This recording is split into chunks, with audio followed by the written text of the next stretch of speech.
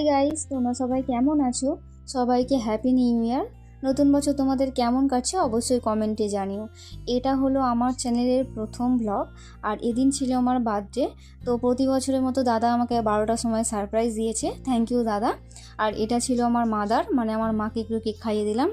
ক্যামেরার পিছনে ছিল আমার দাদাকে একটু কেক খাইয়ে দিলাম। কিন্তু মজার বিষয় এটা হলো আমাকে কেউ কেক খাওয়ায়নি, এটাই সত্যি। তো আমি খুব খুশি হয়েছিলাম, সেই জন্য দাদাকে থ্যাংক ইউ বলছিলাম বারবার, মাকেও বলছিলাম থ্যাংক ইউ। ভিডিওটা স্কিপ না করে তোমরা প্লিজ শেষ পর্যন্ত দেখতে থাকো। আর এটা হলো আমার বার্থডেতে পাওয়া এই বছরের প্রথম গিফট।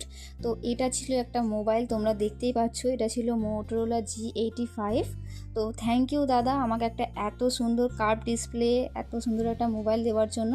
তো প্রতি বছরই আমাকে কিছু না কিছু ইউনিক গিফট দেয়। আর এই গিফটটা দিয়েছে আমার একটা দিদি, তোমাকে অনেক থ্যাংক ইউ, ভালোবাসা। আমি জানতাম না এটার মধ্যে কি আছে, কিন্তু তোমরা দেখো গাইস এটার মধ্যে কি আছে। এটার মধ্যে একটা ইউনিক গিফট আছে যেটা আমাকে কেউ কোনদিন দেয়নি। আমার বার্থডেতে পাওয়া সব থেকে ইউনিক গিফট ছিল এটা। তো আমার কল্পনার বাইরে ছিল এই গিফটটার মধ্যে কি আছে, কি থাকতে পারে। কিন্তু গিফটটা দেখার পর গাইস আই এম তো অবাক। আমি কোনোদিন ভাবতে পারিনি যে এরকম একটা গিফট এর মধ্যে আছে। তো এটা ছিল ফ্লিপকার্ট থেকে অর্ডার করে দিয়েছিল।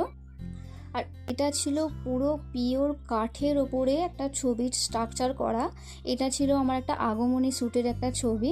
তো তোমরা যদি আমার আগমনী শ্যুটের ভিডিও দেখতে চাও আমার চ্যানেলে গিয়ে অনেক শর্টস ছাড়া আছে, তোমরা দেখতে পারো।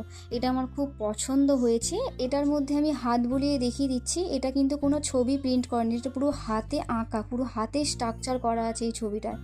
আর দিদি পাশে আমার ফোনে ভিডিও কলিংয়ে ছিল, যার জন্য বারবার দিদিকে থ্যাংক ইউ বলছিলাম। আর এটা ছিল আর একটা গিফট যেটা আমার দিদি দিয়েছে। তো আমার গিফটগুলো তোমাদের কেমন লাগছে তো অবশ্যই কমেন্টে জানিও। আগের গিফটটা তোমাদের কেমন লাগলো সেটাও কমেন্টে জানিও। তো এটার মধ্যেও কী ছিল আমার কোনো আইডিয়া ছিল না, আমি প্যাকেজিংটা পাগলের মতো বকতে বকতে খুলছিলাম। তবে আর এই হোয়াটসঅ্যাপ ফেসবুকের যুগে কেউ কাউকে চিঠি দিতে পারে, সেটা আমি না দেখলে বিশ্বাস করতাম না। দেখো এখানে দিদি আমাকে একটা চিঠি দিয়েছিল, তবে চিঠিটা আমি পরে কোনো একদিন পড়ে শোনাবো। চলো এবার গিফটটা খোলার পালা, এর ভিতরে কি আছে দেখা যাক। আমি এখানে এটা কিছুতেই টেপটা খুলতে পারছিলাম না, যার জন্য দাদা আমাকে সাইড থেকে ব্লেডটা দিল। এবার আমি খুলে দেখাচ্ছি যে এর ভিতর কি আছে। প্রতি বছরের মতো এই বছরও আমি একটা রাধাকৃষ্ণ পেয়েছি। আর এটা ছিল একটা রাধাকৃষ্ণর মূর্তি, যেটা আমাকে প্রতি বছর কেউ না কেউ দিয়ে থাকে। তো থ্যাংক ইউ দিদি, আমার সব থেকে বেস্ট গিফট এটা লেগেছে। আর প্রতি বছর কেউ না কেউ আমাকে রাধাকৃষ্ণ দিয়ে থাকে, যার জন্য আমার ঠাকুরঘর প্রায় রাধাকৃষ্ণের মূর্তিতেই ভর্তি হয়ে আছে।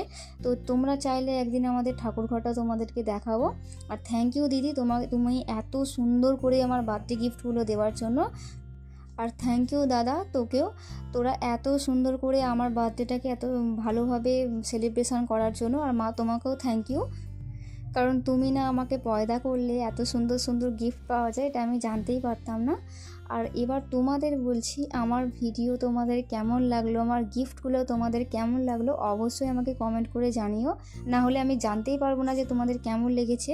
আর তোমাদের অনেক থ্যাংক ইউ আমার ভিডিওটা এত ধৈর্য ধরে এত দূর পর্যন্ত দেখার জন্য। তো আমার ভ্লগ দেখতে চাইলে তোমরা সাবস্ক্রাইব করো আর লাইক করো।